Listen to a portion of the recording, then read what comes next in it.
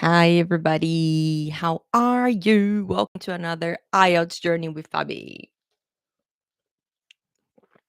With in my new place. Woohoo. Yeah, move again. I don't know if you guys y- you've been with me for a while. So you know that this used to be my office and then I moved and then I'm back here. I keep moving. Maybe I'll move again in about 2 or 3 months. Who knows? All right, guys. So for those of you who don't know me, my name is Fabi. I'm an English teacher and I live here in Brisbane, Australia. And I help people get the score they need on the IELTS test, do the test only once because no one should be doing the IELTS test more than once. Okay. So today we're going to talk about IELTS speaking. Okay, so if you have problems with speaking, this is the lesson for you. Okay, the lesson, the live. It's not a lesson, it's a live. Okay, I'm not going to teach you anything. I'm going to share things with you. I'm going to tell you things. All right.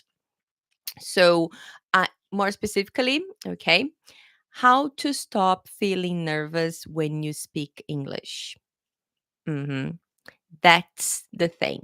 How not to feel nervous when you're speaking English.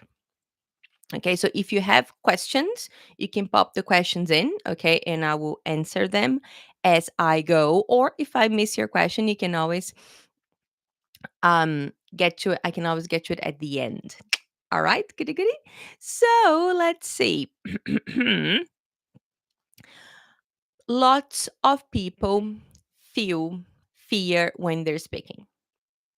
Lots of people, okay, which is it's very very common, okay, for you to feel nervous when you're speaking. But one of the most important things is that it is okay. All right, guys, don't feel angry, don't feel stressed out. Okay, it is okay to feel nervous when you're speaking English. It's fine. Okay, I'm gonna talk about it. There are lots of reasons why you feel nervous, and I'm gonna talk about that. But the main reason, okay, is fine. It's okay. You can feel nervous. Okay. And again, if we think about it, there are four skills: speaking, reading, listening, writing. Four skills. Okay. There are four skills. And sometimes you're not very good at one of them. And that's completely fine. That's completely fine. Okay. Sometimes some people, the listening is not the best, the writing is not the best, but if your speaking is not the best, it's okay too, and there are a few things you can do to improve that. Okay, just an example. When I was living in the United States, i um I was my first time really speaking English with native speakers when I moved to the United States. So when I was there, if I had to do something, talk to someone, like if I had to talk to a teacher or something, I would rehearse in my head everything I had to say. I would go, okay, I'm going to tell the teacher this and that. This is how I'm going to say it, blah, blah, blah. I would rehearse, oh, this is what I'm going to say, blah, blah, blah. And then I would go to my teacher, and then I would stay right in front of her and go, and then I wouldn't know what to say. And then I go, blah, blah, blah. And then I would speak and I would do a good job.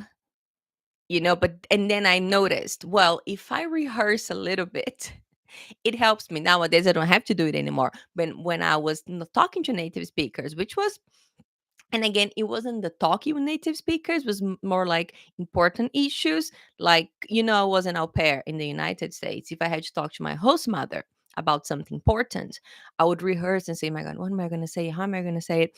And then when I said it to her, it was okay. You see? So like, again, it's a process, guys, okay? And it's fine to feel nervous. It's completely okay, all right? I'm giving you examples about daily life, okay? But also, this can apply for your IELTS test, and I'm going to get to that later, all right? Okay?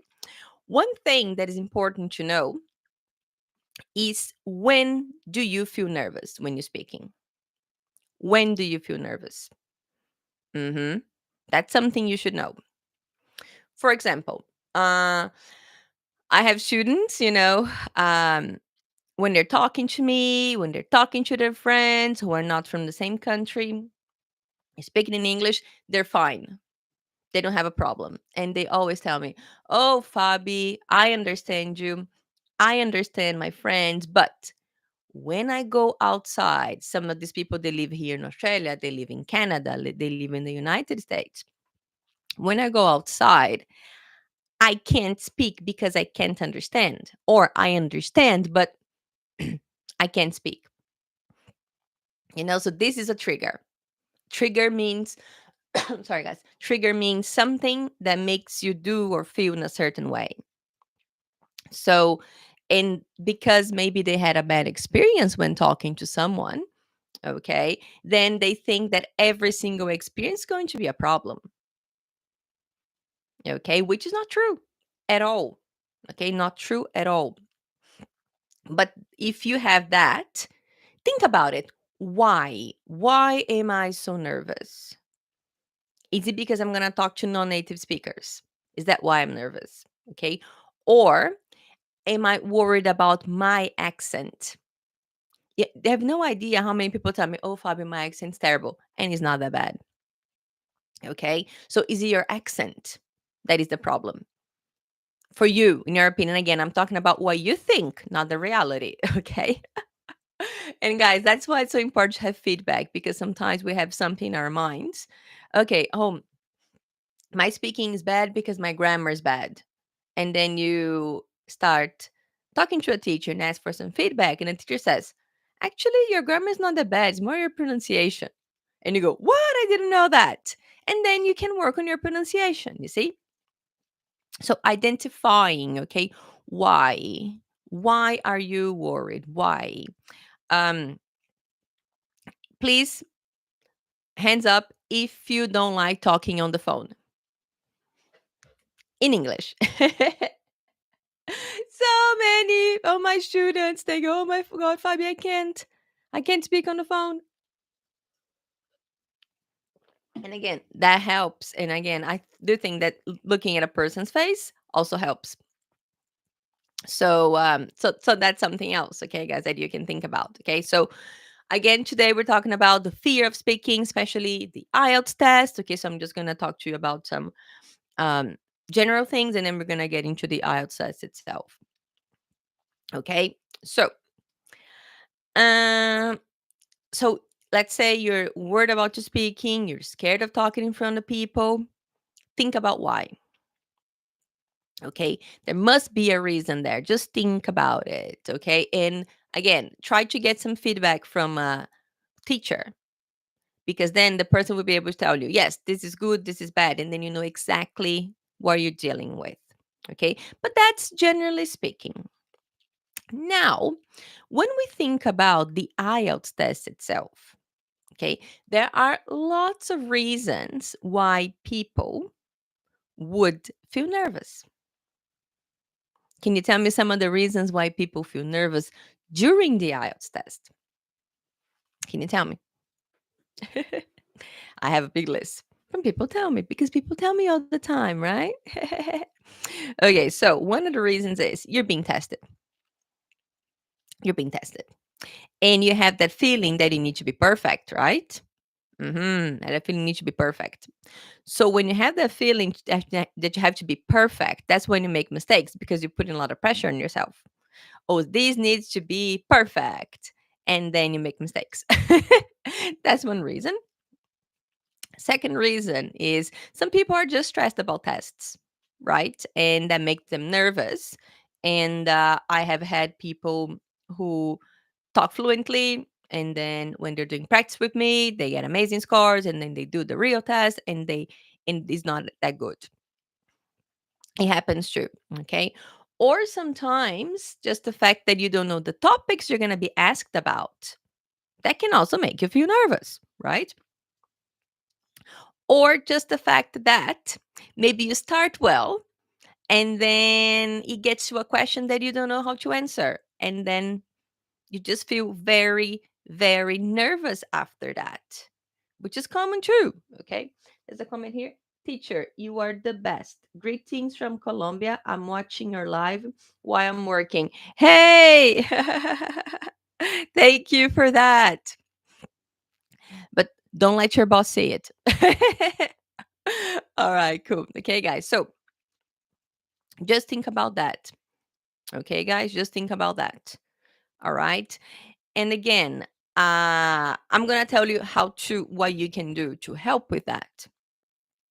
But again, guys, reflecting, reflecting. Why am I so worried? Why is my speaking so bad? Okay. Again, your opinion. Or maybe you just want to be more fluent and express yourself better, and you can't at the moment. You can't at the moment, and that's fine. That's completely okay, too. Process. Learning is a process. Okay, but I know sometimes we don't improve as fast as we would like to. But you had to be patient, okay? Now let me just tell you a few things that you can do. Okay, guys, that you can do. Like I said before, maybe if you are going to talk to someone and it's important, you're a little bit worried, maybe just rehearsing in your head. If you have been with me for a while, you know that one of the things that I recommend, especially if you live in a country where English is not spoken, is talking to yourself. It works, okay? It really works. And that's what I used to do. I would rehearse, like just talk to yourself and go, this is what I'm going to say to the person. I'm going to say, the person says this, I'm going to say that. And that might calm you down, okay? If you are worried about talking to someone in English, okay? That's something you can try. Maybe the first time you do, it's not going to be the best, but you have to keep practicing, okay? Guys, remember, English is like going to the gym, unfortunately. Little bit every day, little bit every day. All right, cool. But now, let's think about the IELTS test itself. Let's think about the IELTS test, okay? I think that one of the main problems, one of the things that will lower anybody's score when it comes to the speaking part of the IELTS test is the surprises. You don't want any surprises. No, no, no. Mm-mm-mm. You don't want surprises. You want to know what's going on because that will help you with your confidence. First, I'm going to get there. I'm going to sit down. The examiner is going to check my name. Then the examiner is going to ask me where I'm from. Then the examiner is going to ask me what I do. Do I work or do I study? If I tell the examiner I study, the examiner will ask me questions about my school. If I tell the examiner I work, the examiner will ask me about my work. And if the examiner asks me where I'm from, the examiner will ask about my hometown. Did you know that? If you have been practicing for the IELTS test, you should know that. And just by knowing that, that will help you with your confidence. And then the examiner will choose a topic, a simple topic. And the examiner is going to ask me some questions. See, just because you know that, are you more relaxed? Please tell me, are you more relaxed now that you know that? You should be. Because you see, so just these small things, they will help you overcome your fear of speaking, your anxiety of speaking. And I have to be honest with you, okay?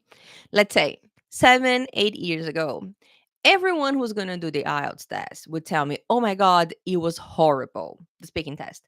It was horrible. The examiner was rude, blah, blah, blah, blah, blah. People didn't like it. Really, really, really. And then what happened? About 4 years ago, things changed. Honestly, I don't know what happened, but nowadays, I'd say 90% of my students, they come to me and they say, Fabi, the speaking test was like a conversation. Didn't really feel like a test. You see? I don't know what's happening to the examiners. Maybe they're nicer. Okay, maybe they understood that if they are too strict, too rude, people don't succeed, people get nervous. I don't know what happened, but it is true, guys. Recently, students have been telling me, Fabi, it's like a conversation. And my students, the students in the course IELTS with Fabi with me, they will say it was exactly like we practiced. Okay, it's not working. Not working. Because on Instagram it does a few things. So it is exactly like we practiced. And that's exactly what I want to hear. And they're getting really good scores. They're getting really good scores. Okay, sometimes a bit lower because the topic's a little bit different. Sometimes a bit better because the topic was easy. Okay, that's something that we have to work with. But just practicing and knowing that. Okay, guys. But if you go into the test thinking, I can't do this. It's going to be hard. Part 2 is terrible. I'm not going to be able to talk for 2 minutes. If you keep thinking like that, then you will never be able to succeed. Never, never, never. Okay. So if you were in my workshop, IELTS Booster, you notice that I found the ikigai for the IELTS test. Okay. I found the thing that always repeats itself. If you know that, you become more relaxed. And then you get there, you know what's going to happen. The only thing that changes is the topic. And then you go, you go, you go, and you go. But you have to practice, of course. Just me telling you is not enough. You have to practice. You have to practice. In my course, we do at least 2, 3 practices, speaking practices. Okay. That's it. And my students, they can record themselves and post in the community. Always, always, always, always, always. Okay. And again, guys, I have to be very, very honest with you. Maybe everything I'm telling you here today, if I were you to get a piece of paper and take notes, um, maybe the very first time you try anything that you're trying to improve, maybe it's not going to be amazing. You're going to improve 1%. That's it. But what do? You keep trying. You keep trying. Okay. I have students who improve 50% and then they get stuck and then improve 1%, 1%, 1%. I have students who go 1%, 1%, 1%, 50, 20. People are different, but you cannot stop. You have a goal, you have your dreams. You just can't stop. You have to keep going. Keep going, keep going, keep going. And consistency. Okay. All right. Remember, if you know me well, you know that I work with quality, not quantity. Is not how much, but about how well. All right. Yeah. Um, my course started last week with the latest group. And I've been telling them what they have to do every day. And I told them it's like 30 minutes to an hour every day. It's not 5 hours on Saturday or Sunday. It's a little bit every day. And then maybe you can do 2 hours on Saturday and rest for the other three because you need to rest too. Everybody does. Okay, guys? 100%. 100%. All right. Okay. Any questions for me, guys? Any questions? Any questions? I'm just looking at my notes here. Did I forget something? Oh, yeah. Oh, yeah. I forgot to tell you something. Um, I always talk about feedback. Okay. And when it comes to speaking and reading, that's something that is important. And I've never seen anyone improving speaking and writing without feedback because you need to know where you're at. You need to know what you're doing wrong. And again, like I said before, I've had students saying, "Oh, Fabi, my problem is my pronunciation. My pronunciation is terrible. That's why people can't understand me." And then I do a speaking test with them, and I notice that actually pronunciation is not the problem. Pronunciation is grammar. The person's only using the present. Pronunciation is very good, but the person's only using the present.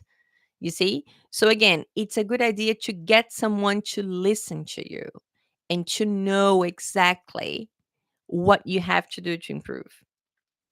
That will give you confidence too. Oh my God, so many students of mine always say that.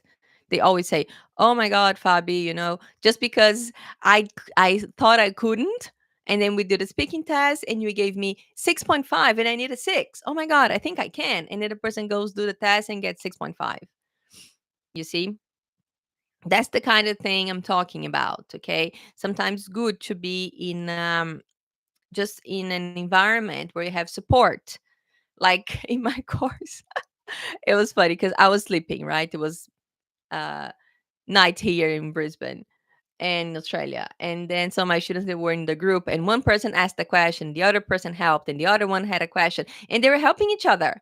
And I woke up, I was like, yay, I don't have to do anything because they're helping each other.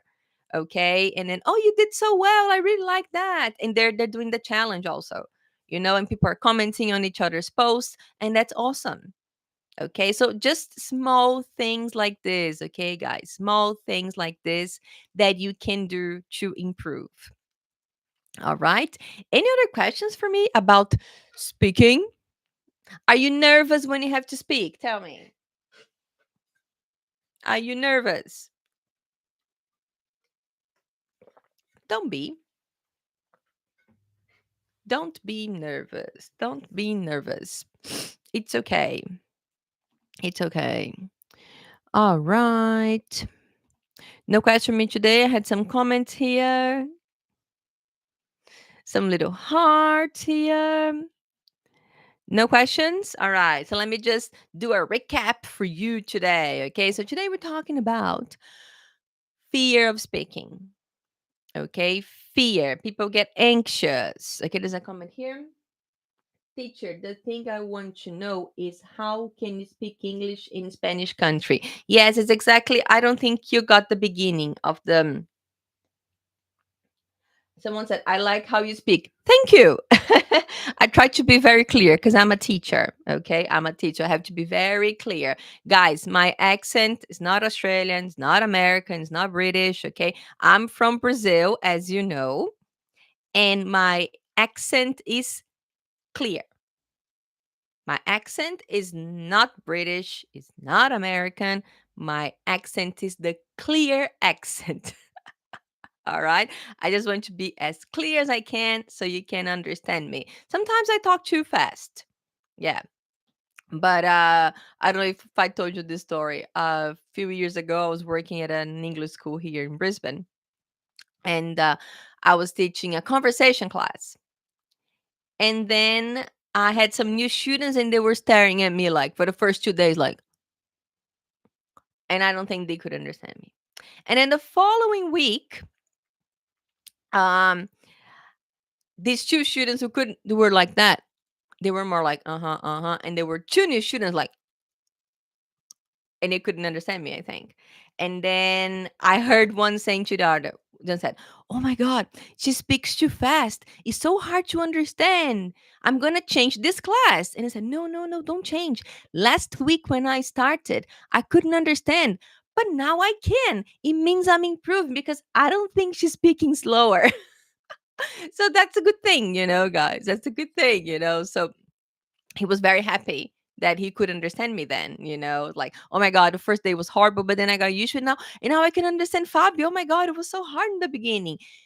That shows improvement, which is really cool. Fast but clear. Yes, fast but clear. Okay, let's go back to the other question. Okay, how can we do to speak English if how can I improve my English if I speak in a country where English not the first language? Okay, so it's harder. I agree. Okay. One thing you can do, talk to yourself. That's what I just said. You can always talk to yourself. Okay. And you can always do things in English. Okay. Do things in English. Do lots of things in English. All right. And maybe finding some groups where you can talk. Okay. For example, that's one of the positive things about my course. Okay, it's online. So at the moment, I have students from Peru, Chile, Mexico, Colombia, from Panama, where else? Some students that are in Tasmania, here in Australia, you see? And again, we meet once, twice a week, and then once a month. And we're always talking. Okay, so that's one thing you can do. And lots of people, they know they have friends living abroad. Okay, so let's say you have a friend living in the United States. Why don't you try and talk to your friend in English? Because maybe your friend who's in the United States is speaking English all the time, and you can try that too. So it is okay. When I was in Brazil, before I traveled to the United States, I was already teaching English there, right? And I was studying at uni, and there were maybe 5 or 6 English teachers. And every time we met, we would speak in English just to practice, you know. And at the time, my English was good, but the other teachers, they hadn't been teaching for many years, and they would correct me, you know, they would correct me. So just try to look for opportunities, try to look for people. Okay.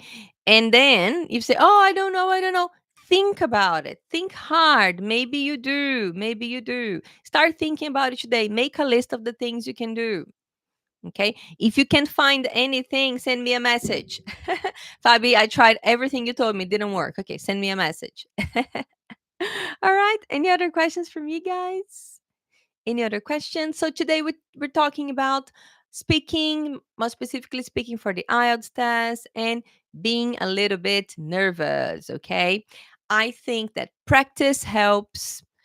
Knowing what's going to happen when it comes to the IELTS test, knowing what's going to happen. Okay. If you want to talk to someone, I know not about the IELTS test, you know, in real life. Maybe you can rehearse a little bit. Okay, so there are lots of things you can do. And it is okay to be a little bit worried. It is okay to feel a little bit um, uncomfortable, especially if you feel that speaking is the skill that I have to work on. Okay. Someone else, teacher, do you think which one will be much better? Traveling to an English country or learn by myself? Well, I am pro traveling to a different country, but you need time and money for that. Look, I think a combination of both. Combination of both. And I actually don't think that learning by yourself is the best thing to do.